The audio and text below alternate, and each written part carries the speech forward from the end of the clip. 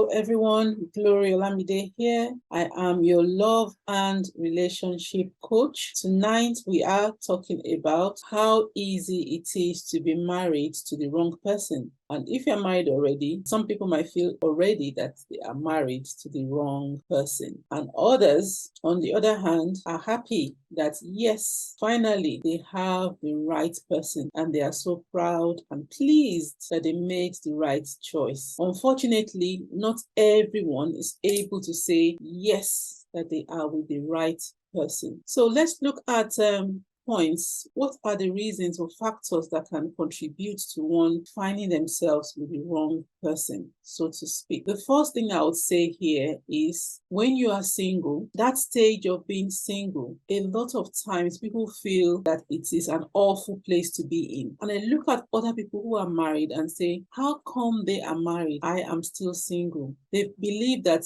singleness is not good at all. And they become frustrated, anxious, and a whole lot of negative emotions. As a result, it's so easy. If you feel that way, it's so easy to fall into the arms of anyone who says, I love you, I want you to be my wife. And you would easily be swayed away and go along with that person. And then years down the line, realize that you made the wrong choice. You shouldn't have been in a hurry. So that's one way people often find themselves getting married to people they consider as the wrong people. And as a coach, clients come to me to say this, Glory, I believe that we are not a match. We made the wrong decision. So if you are still single, there are ways to avoid this. This time of being single is a time to cherish. It's not a time for you to be in a hurry, to rush into a relationship, marital relationship, and then regret it years down the line. Cherish this time you have. Know yourself. Enjoy solace. Discover who you really are. Find out things you enjoy doing. Because at this time, if you can fully understand yourself, then you can give wholeheartedly to someone else as well. It also allows you recognize what you want and what you will not tolerate in a relationship. There's no reason to settle. There's no reason to be in a hurry. Another factor that makes people marry the wrong person is religion. Many people have taken religion the wrong way. Now, in some cases, you hear things like, God said, you are my wife. God said, you are my husband. Or you hear the pastors or religious leaders say they had a vision and all of that. And you know the way people are.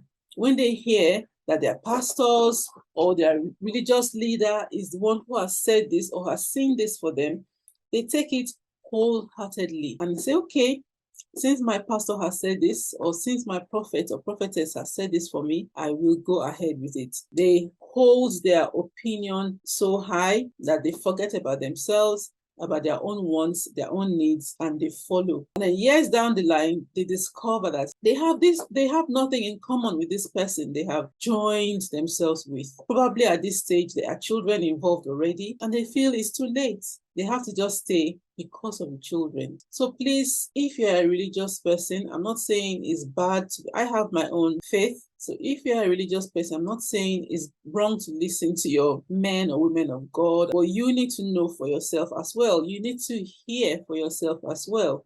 Did God speak to you about this person, that they're going to be your spouse? If you haven't heard, why would you say yes? Why say yes?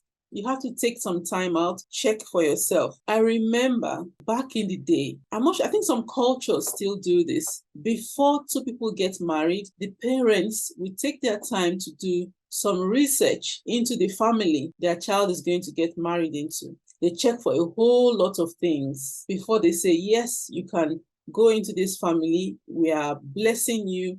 You can go. But now, no questions are asked. Nobody is asking questions. Everyone is relying on feelings, butterfly in my stomach. The deep questions are no longer being asked. The research is no longer being done, which is really important. In my opinion, I think we need to go back to that. Do some research. See if there are things, in that family that you do not like or cannot cope with. It's very important. We might say, oh, that's taking us back.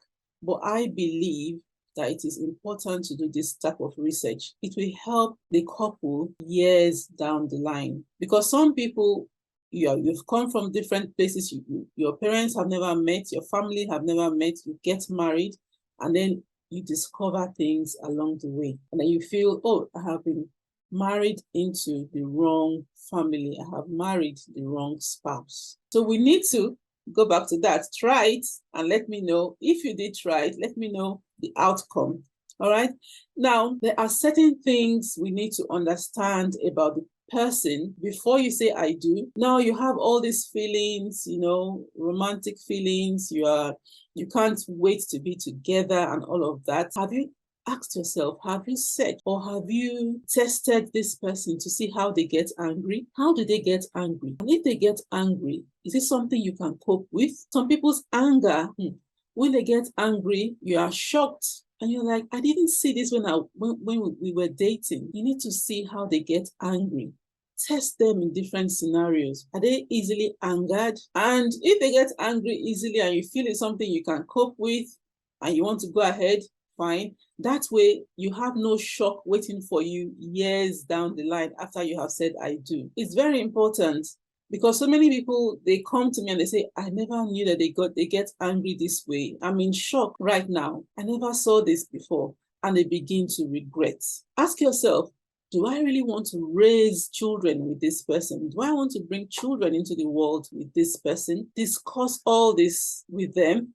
But first, you must ask yourself, do I want to raise children with this person? Do you see it in your mind's eye? Do you see yourself raising children with them?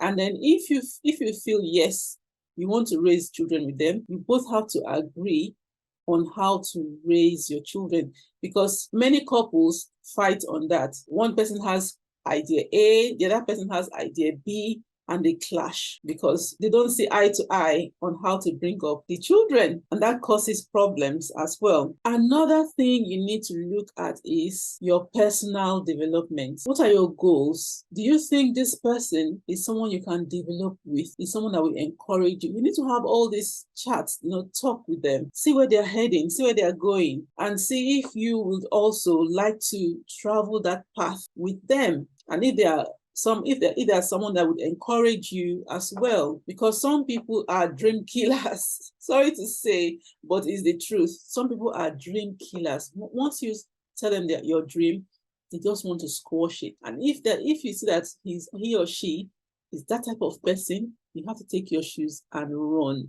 Run. If they don't encourage you at all, run, because you don't want to get into the marriage and regret and say, how did I find myself here? What am I doing with this type of person? Now, the other thing you must check, are you friends right now? Are you friends? Are you able to talk about anything? Are you able to discuss anything with him or her? Or do they just stay, on their own without really talking with you and finding out how you're doing? If already, before you get married, they're that way, don't say I do. Yes, say Coach Glory said that. Don't say I do. You have to be friends with this person. Are you friends? Do you chat? Do you talk about every and anything? Because a lot of couples come to me and they say, we don't talk. That's the complaints they have. Nobody's chatting.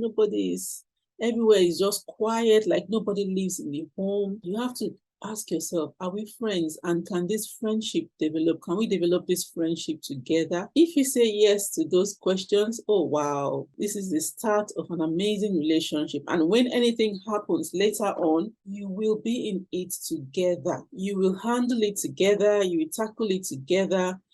You will not get to the point of regret. It will be a true bond of for better, for worse. Many couples, I'm sorry to say, or should I be sorry to say, it's just the truth, are not happy. They are regretting the union. I'm wondering how they found themselves here. What am I doing here? How did I get here? So many questions being asked at the moment. Many times as a single person, you don't know what's going on in the homes. You look from afar and you admire. Only the people in the home understand what they are truly going through. And a lot of times they are wishing that they were single again. to be honest. If you are still single, irrespective of your age, treasure that time, okay? Enjoy it.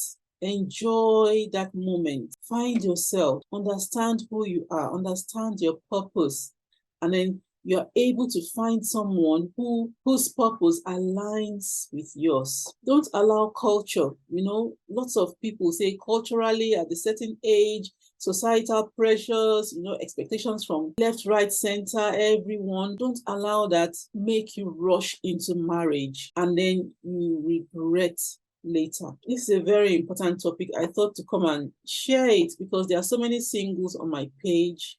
This time, enjoy being single. Discover yourself. I've said it so many times already. Discover who you are, your purpose. And if you don't know how to do that, I have workshops, that I hold, that I organize on discovering who you are, discovering your purpose and things like that. You can sign up. When I put up the adverts, you can sign up to one of them and then let's go through this together. Don't rush into marriage because other people are doing it. Don't rush into marriage because you want intimacy. Some couples are married and there's no intimacy happening, you see. So as your coach, I'm coming in here to tell you the truth just as it is. Don't rush, all right? Now, having rushed into a relationship that has ended in marriage, unfortunately, some now have or experience unmet needs. Their needs are no longer being met in the marriage, you see. Whether intimately, the needs are not being met because everyone is not happy. They are both not happy, so they can't come together to meet the needs in that sense. And then sometimes you have people, this is where you have emotional relationships happening outside because their needs are not being met at home. And then they probably have someone they are emotionally attached to that is meeting that need, unfortunately. And some do other drastic things just to help themselves at that point because the marriage is no longer serving them, but they still stay together for reasons best known to them, you see. And now also, if you find people who find themselves in this type of relationships also have unmet expectations because when they were single, the expectations they had then it's not what they are seeing right now. And that has resulted in regret, unmet expectations as well. And they discover that they have no common interest. They've been married, now they have children, no common interest. Everybody just looking for a way out. Or they say, well, I'm in here now, I'm just going to see it through. But then there's no peace, there's no joy, there's no happiness. That's not something you want for yourself, is it? Right. So I have spoken to the singles because they still have the time to make sure they don't fall or make this mistake. They don't fall into this trap or make this mistake. I don't want you to regret anything later. All right. Now, for the married couples, people who are married and find yourself in this situation and you are regretting and all of that, what can you do? The answer lies within you. You know what to do. The only thing I'll say is seek counseling. The first thing you can both do if you still want to be in that relationship, in that marriage, is to seek professional help. Now, you all know that I'm a coach. I'm a relationship coach. You can send me a message. I'm happy to work with you individually or together. Now, the next thing you can do after seeking professional help is to become intentional about meeting those needs. Discuss with your spouse, express yourself. You both have to, if you can't, sometimes in a relationship, when things have gone south, it becomes difficult to discuss together. Maybe you're in your room, if you bring up a topic, they start to argue. So why don't you just go out, go to a restaurant or something, go to a public place, sit down together. And obviously, nobody's going to be listening to your conversations. There are places where you can sit where the tables are far apart, not so close together. Or you can just go for a walk and discuss the issues. You see, sit down, table your worries, what the problems are, because obviously, you're not, you know what I mean, upstairs. You're both hopefully okay upstairs. You'll not be screaming at each other in a public place. So most people I advise them to, if they feel that they argue, once they start to talk, they argue because they are alone, somebody starts to raise their voice, I say, okay, go for a walk. Once you're in a public place, hopefully they are okay, they will not be screaming at each other. So know your spouse. If you feel like going out will not make a difference, they will still shout, stay in your house and do your discussions. And if he's going or she is going to scream and shout, you know it's within the confines of your home. But if you know your spouse and you know that they are okay, they can discuss sensibly and reasonably outside, please take the walk. The fresh air will do you good. Go to a nice restaurant, where you can just discuss in low tones. Nobody's going to be raising their voices, and discuss properly discuss. Become intentional. Say what the needs are that you feel have been unmet. Hopefully, once your needs become known and your spouse or you both start meeting each other's needs, you will no longer feel like you're in the wrong place, and it becomes okay, it becomes more manageable. The marriage becomes more manageable that way. So that's the advice I would give to those who are married. Also check the reasons why you are feeling regret. Yes, that's important. Reflect, why am I feeling regret? Write out the points, you see, and then also observe this regret you are feeling. Is it something that maybe is short-lived, or is it just there constantly? Maybe it's just a spur of the moment kind of thing. Something happened and you just regret something and it goes and everything is okay again. Or is it a regret that is just there, constant regret, and you just wish you never made this mistake? So you have to be true to yourself. Be true to yourself and come up with your own answers. And the next thing you can also do is to check with your spouse. How are they feeling? Are they also regretting it, or are they willing to work on the relationship? All right. I think that's all about I'm going to be discussing on this topic tonight. So if you are single or married, this applies to you. You see, I've given points or factors for both single and married people. Please take the one that applies to you and begin to work on it. At the end of the day, your individual happiness is what matters. If you are both happy individually, then you can be happy as a married couple. All right. So each person needs to work on themselves. And as a single person, obviously, you are working on your own self too before you eventually get married to someone else. All right, then I look forward to chatting again another time. I will be releasing videos often, okay, and on different topics.